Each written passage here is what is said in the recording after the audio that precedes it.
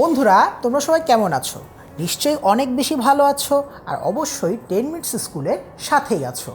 আজকে তোমাদের জন্য আমরা নবম দশম শ্রেণীর পদার্থবিজ্ঞানের প্রথম অধ্যায় অর্থাৎ ভৌত রাশি এবং পরিমাপ নিয়ে আলোচনা করব।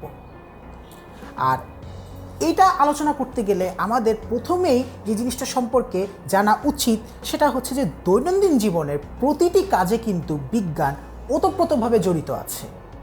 আমরা যে কাজই করি না কেন সব কিছুর সাথে আজকাল বিজ্ঞানকে খুঁজে পাবো।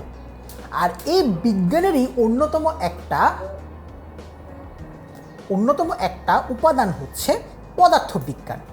আমরা আজকে প্রথমেই এই পদার্থবিজ্ঞান নিয়ে আলোচনা করব এবং পদার্থবিজ্ঞানের কিভাবে আসলে একটা কাজকে করা হয় বা কিভাবে পদার্থবিজ্ঞানটার তোমার পরীক্ষণ বা পর্যবেক্ষণ করা হয় সেই সম্পর্কে একটা তোমাদেরকে আমরা জানাতে চেষ্টা করব।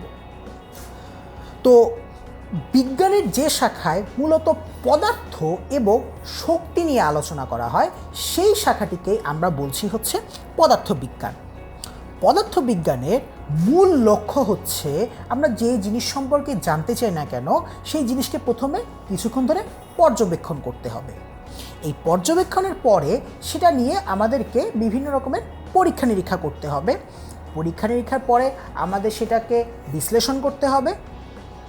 এরপরে বস্তু ও শক্তির রূপান্তর এবং এদের মধ্যে যে সম্পর্কটা রয়েছে সেই সম্পর্কটা এই তিনটা জিনিস থেকে আমাদেরকে নিরূপণ করতে হবে। আমাদের পর্যবেক্ষণ, পরীক্ষা এবং বিশ্লেষণের মাধ্যমে যে প্রাপ্ত ফলাফলটা পাবো সেই ফলাফলের মাধ্যমেই কিন্তু বস্তুর শক্তি, রূপান্তর এবং সম্পর্কটাকে বস্তু এবং শক্তির যে রূপান্তর এবং তাদের মধ্যে যে পারস্পরিক সম্পর্ক রয়েছে সেই সম্পর্কটাকে উদ্ঘাটন করতে হবে।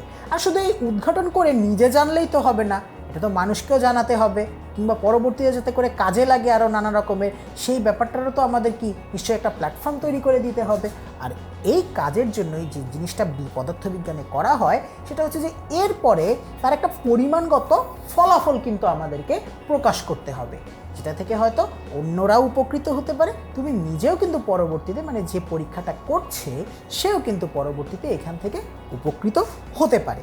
তাহলে এই ছিল পদার্থবিজ্ঞানের সংজ্ঞা এবং পদার্থবিজ্ঞানের মূল লক্ষ্যটা কী বা কীভাবে কাজটাকে করা হয় সেই ব্যাপারগুলো সম্পর্কে আমাদের একদম প্রাথমিক একটা আলোচনা।